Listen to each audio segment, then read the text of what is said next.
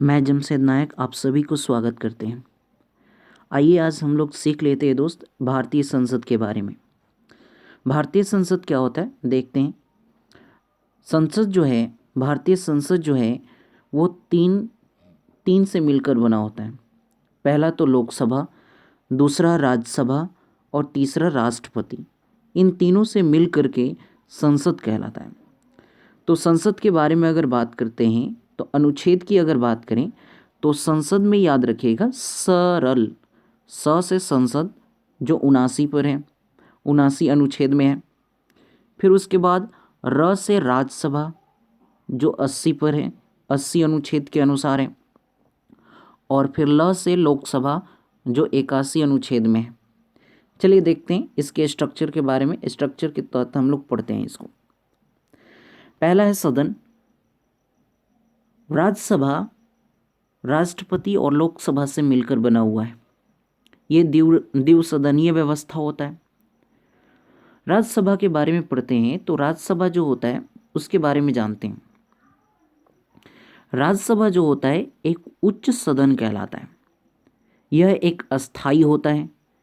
इसमें सदस्य बनने के लिए आपको 30 साल होना अनिवार्य होता है। इसका कार्यकाल 6 वर्ष का होता है। चुनाव अप्रत्यक्ष रूप से होता है। अप्रत्यक्ष का मतलब कोई भी आपको प्रत्यक्ष रूप से आपको नहीं चुने जाएंगे। जो आपने वहाँ पर आपने चुनाव करा करके प्रत्यक्ष रूप से जो प्रतिनिधित्व तो आपने चुना वोट देकर, उसके बाद उन्हीं लोगों में से क्या करते हैं उसमें चुनाव करके चूज करते हैं ऐसे, लेकिन ये जनता को दिखाया नहीं जाता है। ये अप्रत्यक्ष रूप से होता है। इसमें अनुपातिक प्रतिनिधित्व प्रणाली है और एकल संक्रमणीय मत पद्धति है। भारतीय राज्यों का प्रतिनिधित्व करते हैं ये राज्यसभा, और इसमें 1/3 सदस्य प्रत्येक 2 वर्ष में सेवानिवृत्त होते हैं। कहने का मतलब 1/3 सदस्य प्रत्येक साल में रिटायर होते हैं। ओके, लोकसभा के बारे में जान लेते हैं यहीं पर। राष्ट्रपति के बारे में हम लोग अगले वीडियो में हम लोग कभी बात करेंगे, ऐसे अगले वीडियो में बात करेंगे, यहाँ पर नहीं। अभी लोकसभा और राज्यसभा के बारे में बात करते हैं। अभी राज्यसभा के बारे में देखें और यहीं पर अंतर समझिएगा इन दोनों में। लोकसभा जो होता है वो एक निम्न सदन होता है और ये राज्यसभा क्या होता था, उच्च सदन होता था। लोकसभा अस्थायी सदन है, अस्थायी सदन है, जबकि राज्यसभा अस्थायी सदन है। राज्यसभा अस्थायी सदन करने का मतलब कि ये कभी भी भंग नहीं हो सकता है, और ये लोकसभा अस्थायी होता है और यह भंग हो सकता है। इसमें सदस्य बनने के लिए लोकसभा में 25 साल की आयु होनी चाहिए आपको, और इसका कार्यकाल 5 साल का होता है। चुनाव जनता के द्वारा प्रत्यक्ष रूप से किया जाता है। राष्ट्र की जनता का राष्ट्र जो है राष्ट्र की जनता का प्रतिनिधित्व है। लोकप्रिय सदन कहलाता है।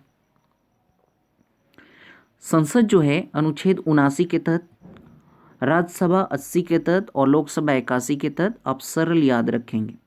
राज्यसभा के बारे में देखते हैं। अनुच्छेद 80 में इसका बारे में बताया गया कि अधिकतम इसमें सदस्य जो होना चाहिए 250 होता है, और इसमें 12 मनोनीत करके आते हैं और निर्वाचित करके 238 आते हैं।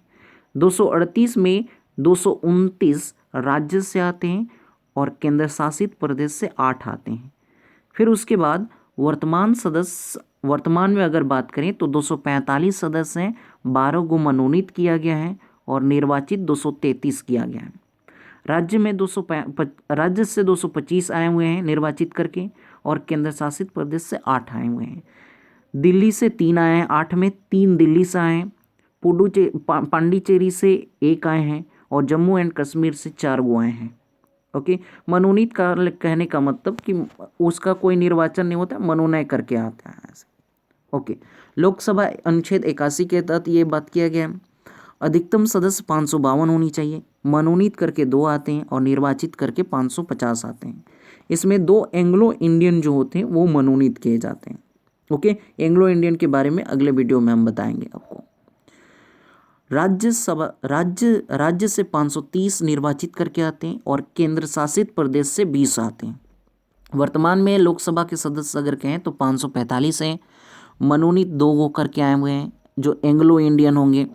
निर्वाचित करके 543 आए हुए हैं, जिसमें 524 गो जो राज्य से हुए हैं और केंद्र शासित प्रदेश से 19 आए हुए हैं, जिसमें दिल्ली से 7 आए हुए हैं और अन्य केंद्र शासित प्रदेश से 12 हुए हैं। ठीक है, आज के लिए इतना ही और फिर मिलते हैं अगले वीडियो में। आज के लिए सब बखैर।